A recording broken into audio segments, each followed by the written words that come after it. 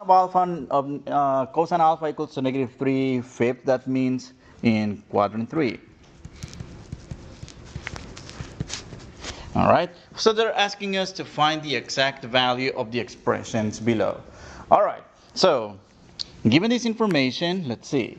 Cosine of alpha equals to negative 3/5. Again, from the definitions of the trigonometric functions in terms of x, y, and r, this is actually x over r. All right. And you might wonder which one should we give the negative sign to. Well, recall that r, which is the radius of the circle, is never negative, so we're going to give the negative to the number in the numerator, that is to the 3. All right, so that means we're going to go negative 3 units and 5 units, so that's going to be in the second quadrant. All right, so negative 3 comma something. We will figure out the y value in a second just using the Pythagorean theorem. All right, that is r squared equals x squared plus y squared. And then what's this? R squared, which is 5 squared, equals x squared, which is negative 3 squared plus y squared. And 25 equals to 9 plus y squared. And how about we solve for y squared? That's a 16, and y equals plus or minus 4.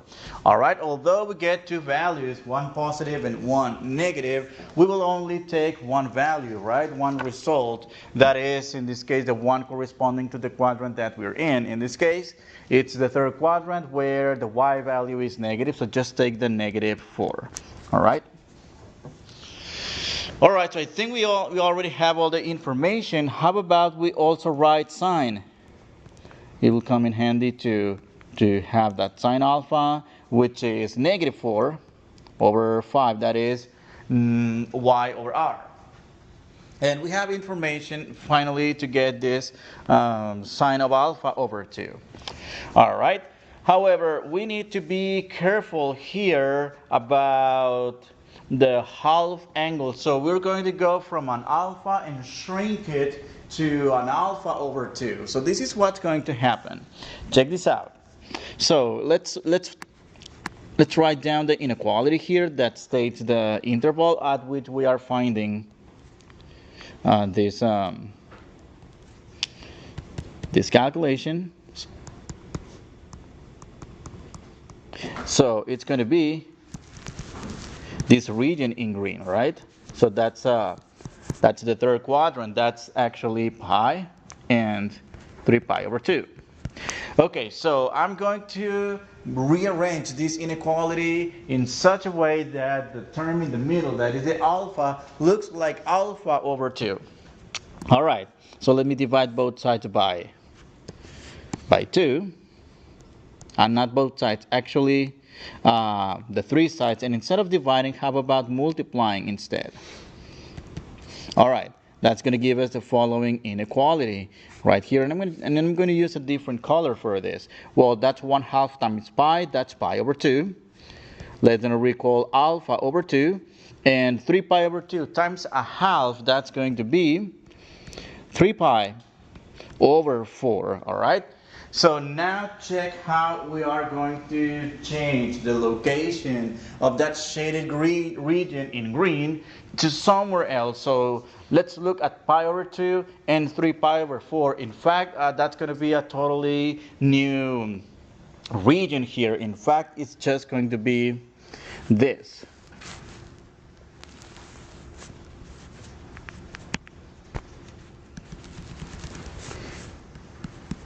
This is the new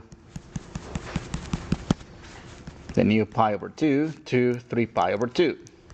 And well, we need to be aware about the signs of the trigonometric functions within that portion of a region, but still, even if it's not the whole region, that is the whole second quadrant, even if it's just a portion of the second quadrant, it's still within the second quadrant, right? So the signs of the trigonometric functions will be the same based on where we are, or based on the ASTC, the All Students Take Calculus acronym here to deduce these values, all right? Well, so number one, Okay, let's see. Is cosine positive or negative here in the second quadrant? Negative. What about sine? All right, that's important. Why is that important? Because remember how the half angle formulas have a plus minus in front of the radical? Well, we will take the plus or the minus in accordance with the sign of the trigonometric function given the particular quadrant. Okay, let's see. Sine of alpha over 2. That's going to be, well, initially it would have been plus or minus the square root of 1 minus cosine of alpha over 2, all right? However, because we are in the second quadrant, we know that the sine function for this particular red portion for alpha over 2, it will be positive in this case, all right? So what's cosine alpha? Well, we're given that value actually. That's the square root of 1 minus, careful, negative 3 over 5. The whole thing divided by 2. And I know this number looks funky. I agree. It is true. How about we rewrite this number in such a way that it looks a lot more friendlier? So that is the square root of 1/2 times 1 plus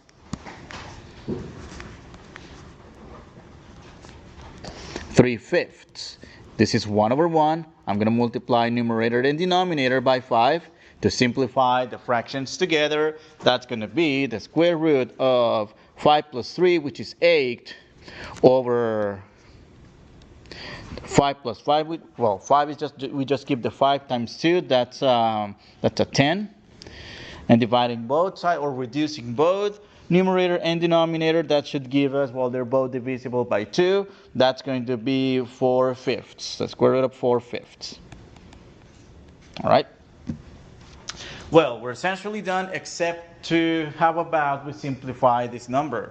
Like, well, square root of the numerator, that's the square root of 4. That's a nice number. That's a 2 divided by the square root of 5, which is the square root of 5.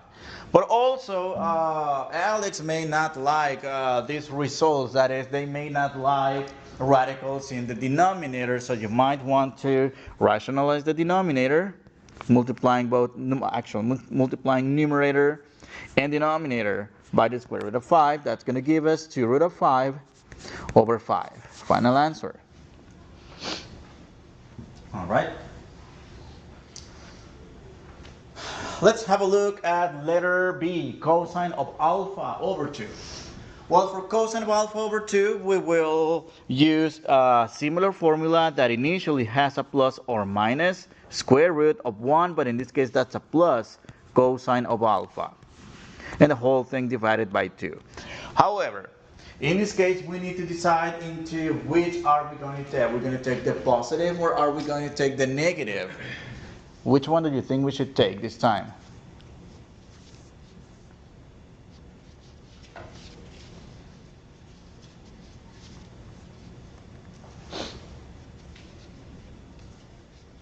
And why? The positive or the negative? Why is it the negative? Second quadrant, the cosine function is negative, isn't it? All right. So let's just take the negative. Okay, so that's the same as saying negative the square root of 1 plus negative 3/5 over 2. That's the same as 1/2 times 1 minus 3/5. 1 over 1, 5 over 5. Least common denominator.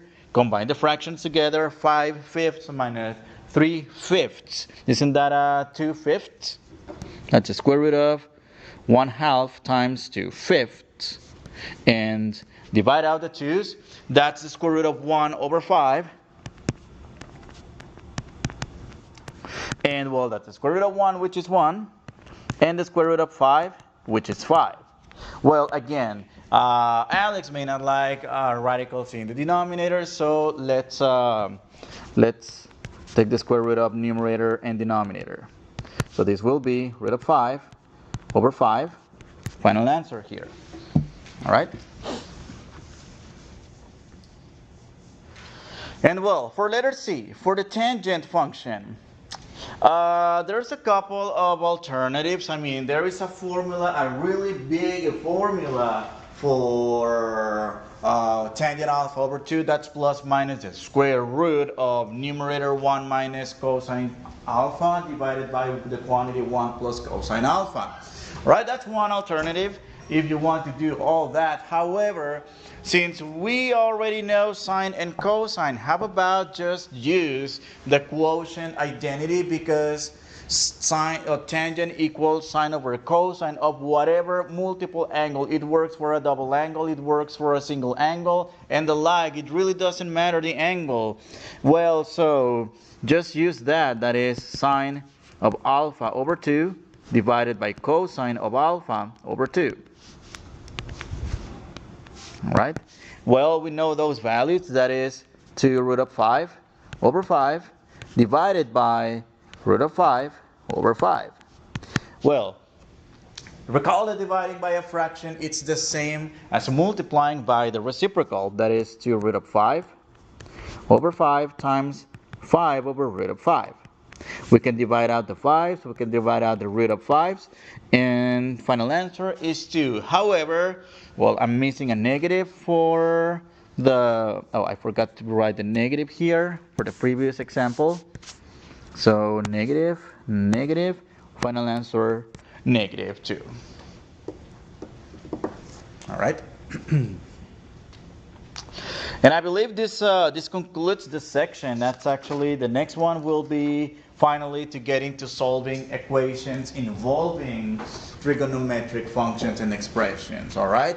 Let's see. So let me go back to, let me look for that file. All right.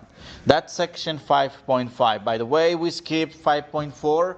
Which is the product to sum and the sum to product formulas. Of course, they're just new formulas that can be used to write additions of trigonometric functions into products and vice versa.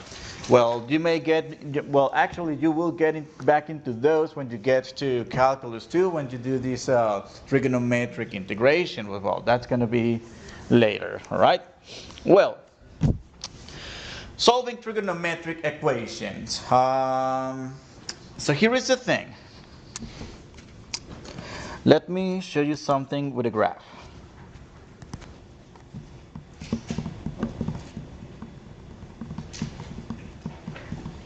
Okay. So what if we want to solve the equation? Let's see. Let me make up an easy equation. Sine of x equals to 1/2. How about that? All right. Well, essentially, what we're really doing here is finding the intersection points between the graph of the sine function, that is that wave function, and the horizontal line, which is y equals to 1/2. That is, y1 equals to sine x, and y2 equals to 1/2. Let's see how that looks like using the graphing calculator. So that's sine of x on the one hand, and simply 1/2 on the second equation. And well, this is what I'm going to do. I'm going to draw this graph for, okay, let me see, the window for 0, between 0 and, how about 8 pi maybe? 2 times 5. Well, let me do 10 pi. No, that's not a, that's an odd multiple. Never mind. That's, oh yeah, that's fine. 10 pi. 10 pi, and the x scales are going to be, in this case, how about 2 pi's, right? Or no, pi's over 2's. Second pi over 2. And the y min and the y max, I'm going to do -4 to +4, so it doesn't look too weird. All right. Okay, so that's the graph of the sine function. It's actually over 1, 2, 3, 4, 5 periods. It's 5 cycles of this y equals to sine. graph, all right? Well, and then we also have the graph of y equals to 1/2. I mean, again, each line right here represents a 1 for the y values, and each vertical line, each scale represents a multiple of pi over 2. All right? Now, how many points of intersection do we see between the horizontal line and the graph of sine x?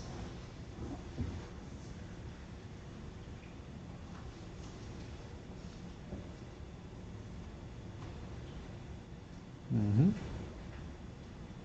How many times does the horizontal line intersect?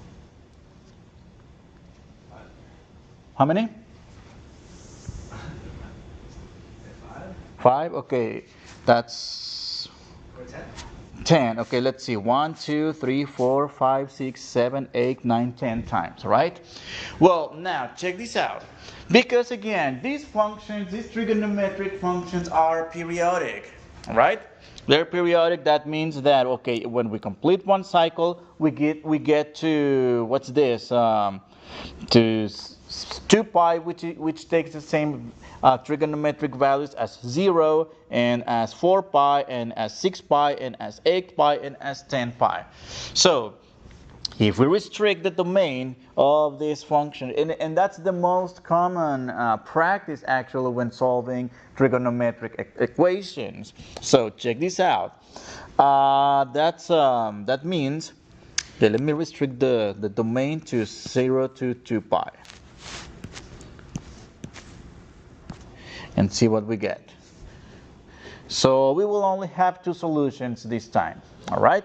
So there's a few ways to see this. Number one, well, one way to understand what's going on here is the fact that okay, let me get rid of this.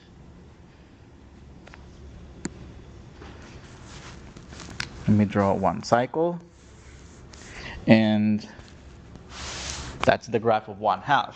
So number one, we're looking for the values at which the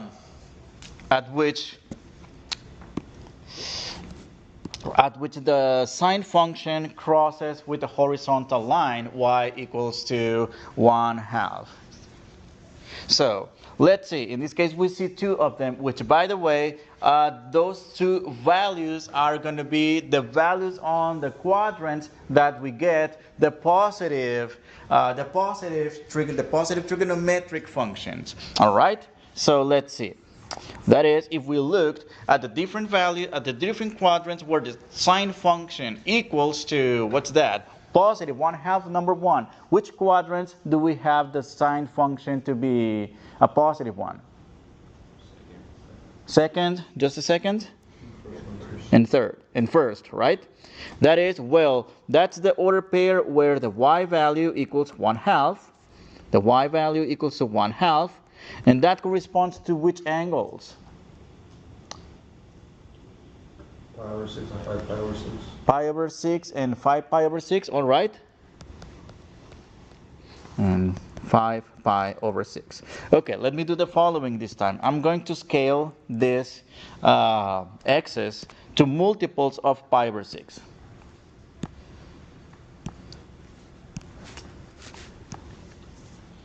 Okay, so oh yes, that's the 1 pi over 6 right here, and that's the 5 pi over 6 there, isn't it? All right. Well, that's just looking at it graphically and relating it to the fact that we have positive values and negative values at different quadrants in the coordinate system. So let's see. How do we represent the solutions to these equations? Because check this out. So in the interval 0 to 2 pi, usually we exclude the upper endpoint. We have 2 solutions. That is, theta equals to, what's that? Number 1, pi over 6, and 5 pi over 6. So those are the 2 solutions. All right. And by the way, these 2 first solutions that we obtain are called the principal values.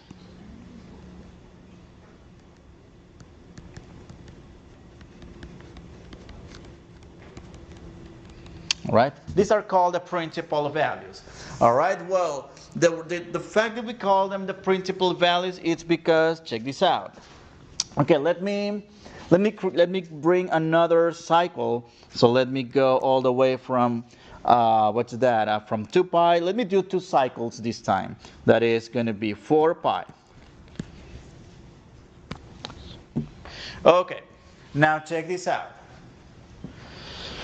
Here we have one complete cycle, 0 to 2 pi, 2 pi to 4 pi. However, do we agree that this value right here where we see the first solution, that is pi over 6, isn't that basically the same value as, what would that be? That'll be 13 pi over 6, right? And this other intersection point would be exactly the same as, what would that be? 12 plus 17 pi over 6 would be.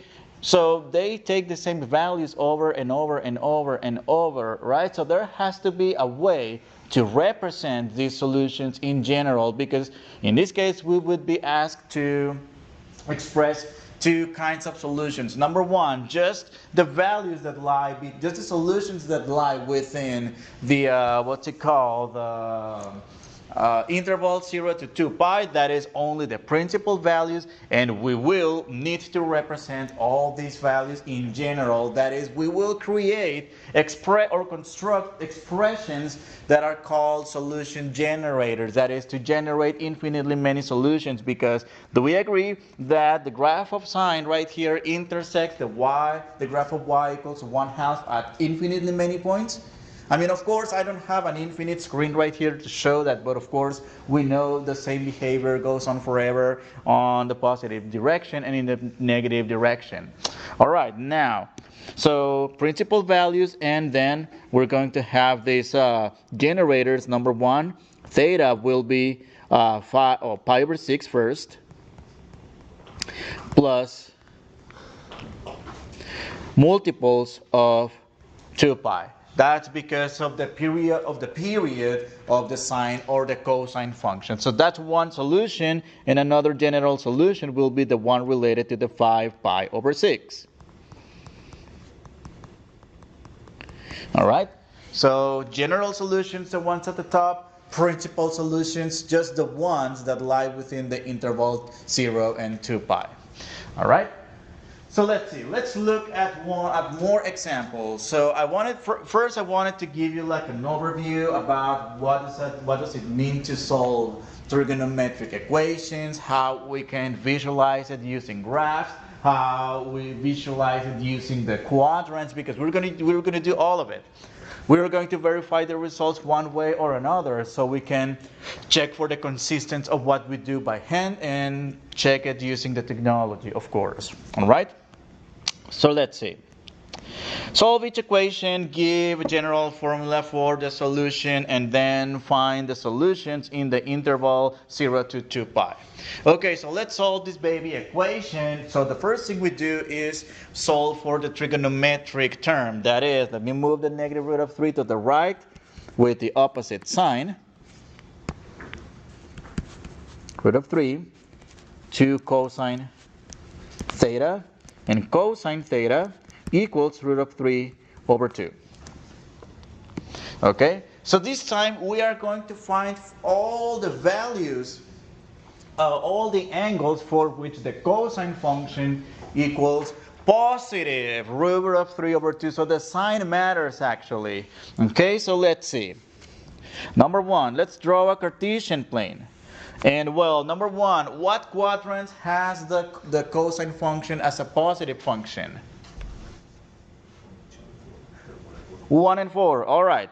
1 and 4, that's one. That's another one. And we're looking for the angle whose order pair contains the x value of root of 3 over 2. Of course, we know the y value is 1/2. But we don't care about the value of 1/2. If you want to erase it, that's fine. Okay, just leave it blank. And root of 3 over 2. Now the question is, what are those two angles right here? Is that a pi over 6? So pi over 6. And that's 11 pi over 6. Okay, pi over 6 and 11 pi over 6. Okay, That means, yes. I have a question. So since like the cos inverse is between pi and 0, we take the one outside the range. Good question. Well, here we're looking for all the values, like in the graph. In this case, we're considering all the values for which the horizontal line intersects the trigonometric function. This time we are not solving using the inverse trig function, and I'm glad you brought that up because check this out. Another way to interpret this equation is as follows, like, well, cosine theta equals the square root of 3. Let me release some space. Root of 3 over 2. Okay, how about to solve for theta we get? We take the cosine inverse on both sides, right? That's what you mean, right? Yes, and cosine inverse cancels cosine. Theta equals to cosine inverse, or the arc cosine of root of 3 over 2. So in this case, well, remember we had issues with these trigonometric functions. In order to define them as one-to-one and therefore invertible, we had to trim or to limit their domain so we can invert them. But in this case, that's not the case because we're looking for points of intersection, not to evaluate the inverse trigonometric function. Yes, if you do this using the inverse trigonometric function, you will get the same first result. That's correct. However, the other piece of information, just like you mentioned, that's out of the range of the inverse cosine function, which is, what's that, 0 to pi, right? So, and in this case, well, we want all the solutions, not just the ones given by the inverse trig function, all right? But I'm glad you brought that up because that's a very common misconception about, because, I mean, yes, you're solving a linear equation, 2x plus 3 equals to 5, subtract 3 to both sides, that's 2, and then do the opposite of multiplying, which is dividing. Why not doing the same with the trigonometric functions, right? Because, well, this time we're looking for points of intersections, not for the values of the inverse trigonometric function, all right? Which is a special feature with these kinds of periodic functions. All right? Okay, let's do this. Well, this means, number one, two things. Number one, this means that theta equals pi over 6 plus 2 pi k. And also, theta equals to 11 pi over 6 plus 2 pi k. All right, so number one, which ones are the principal values? The principal values are going to be the numbers that we write by themselves before the 2 pi k. And these two expressions are going to be the general formulas for the solutions. Well, since in this case, they're asking us to find all the solutions in the interval from 0 to 2 pi, this is what we have to do. Check this out. We will have to use these solution generators to generate solutions, and once we get values that get past or outside of the interval 0 to 2 pi, we stop there and we potentially just ditch some of the results. Check how we're going to do it. So for k, we're going to start with k equals to 0, of course. K equals to 0, that's going to give us theta equals to pi over 6 plus 2 pi times 0. And on the other hand, for the other solution, theta equals to 11 pi over 6 plus 2 pi times 0. That means simply pi over 6. And here is where we need to check. Are these two values, 11 pi over 6 and pi over 6, angles within the interval 0 to 2 pi? Yes, they are. Okay, let's keep going with the next value of k. K equals to 1. That means, all right, let's get theta equals to pi over 6 plus 2 pi times 1. And well, I think you can see that these numbers that we are going to obtain are outside of that interval between 0 and 2 pi. And that's 11 pi over 6 plus 2 pi times 1. Well, let's simplify these numbers. Okay, so that's 13. 13 pi over 6, and that's 12 plus 11, is that a 23? 23 pi over 6. All right, so here we need to assess these new results. Is the value of 13 pi over 6 within the interval 0 and 2 pi? What about 23 pi over 6? Neither, all right? Neither of them. So check this out. All we do is just cross this out, cross this out. I know it sounds a little dumb to keep going and going, but we have to do this one extra value of k just to make sure we don't leave out any result. All right? So the only legit solutions within the interval 0 to 2 pi are going to be theta,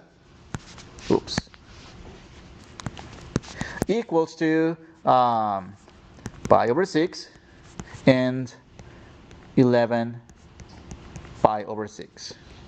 Final answer. All right? Okay. And again, these are just the principal values, which happen to be the values within this interval 0 to 2 pi. And we also look for the generating solutions, for the general expressions to create the infinitely many solutions. Let's look at another example. Sine 3 theta equals to -1. All right? So let's see what about it. So ignore the 3 theta for now. Ignore it for now. So let's see. How about we see that one graphically? Okay? And I'm going to do this within the interval 0 to 2 pi this time. So let me go sine 3x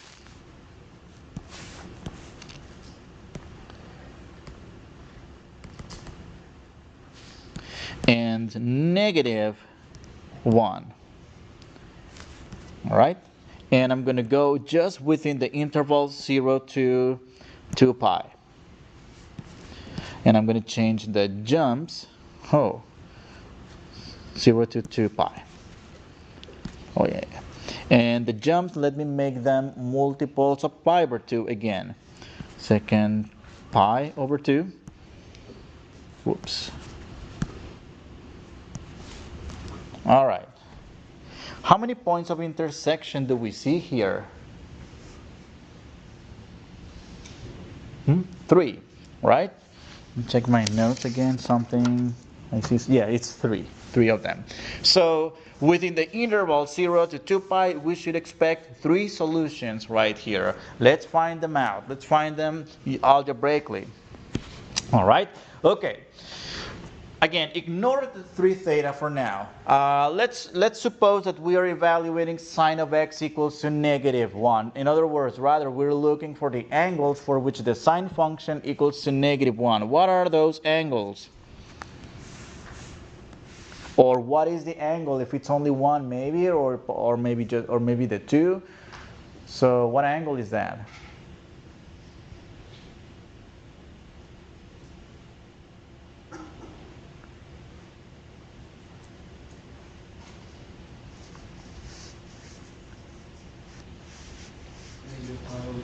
-pi/2. There's a better way to represent it. Which one? 3 pi/2, right? So that means this angle right here. Whoops. That is 3 pi/2. All right.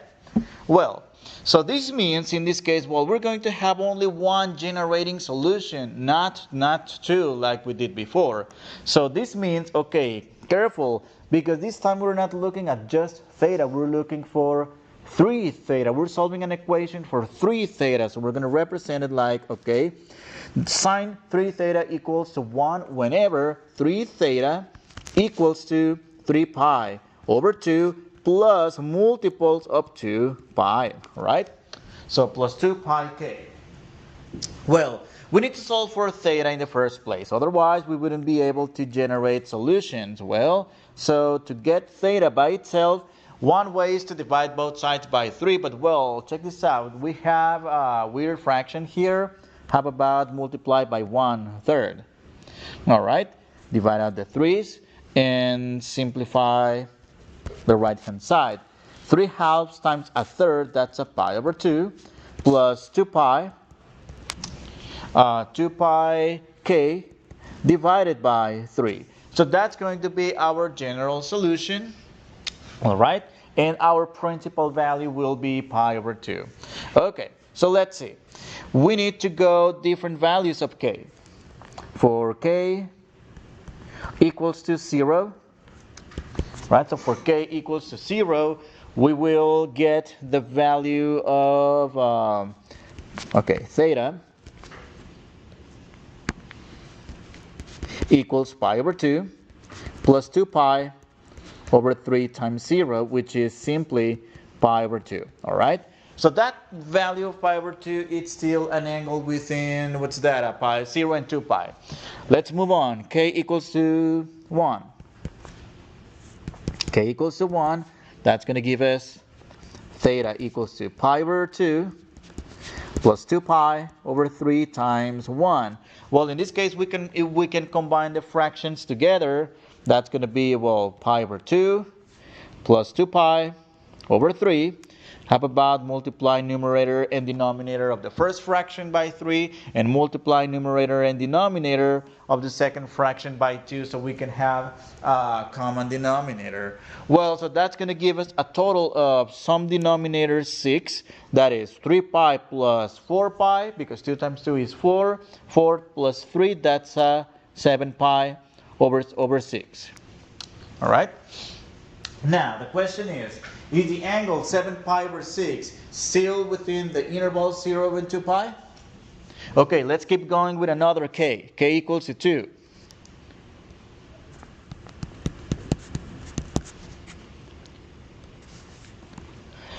Theta equals pi over 2 plus 2 pi over 3 times 2 equals, so that'll be pi over 2 in the first place, pi over 2. I'm going to leave a space for missing factors, plus 4 pi over 3. All right, let's see. We need to multiply numerator and denominator by 3 and by 2 for the second fraction. That's going to give us a total of some multiple of pi over 6.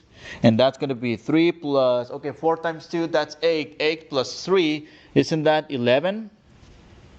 Is 11 pi over 6 still an angle within, 0 and 2 pi?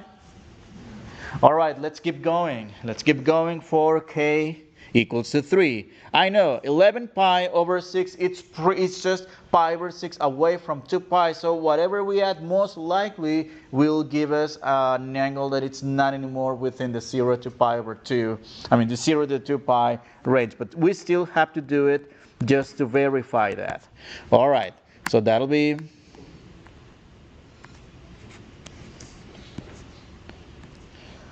theta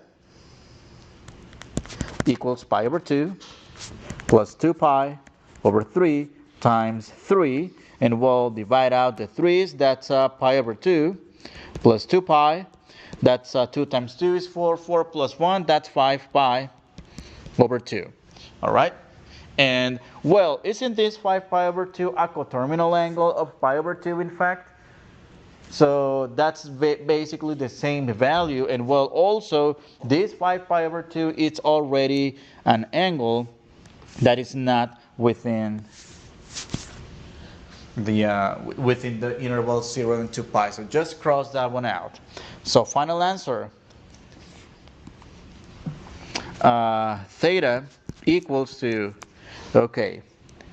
pi over 2, 7 pi over 6, and 11 pi over 6.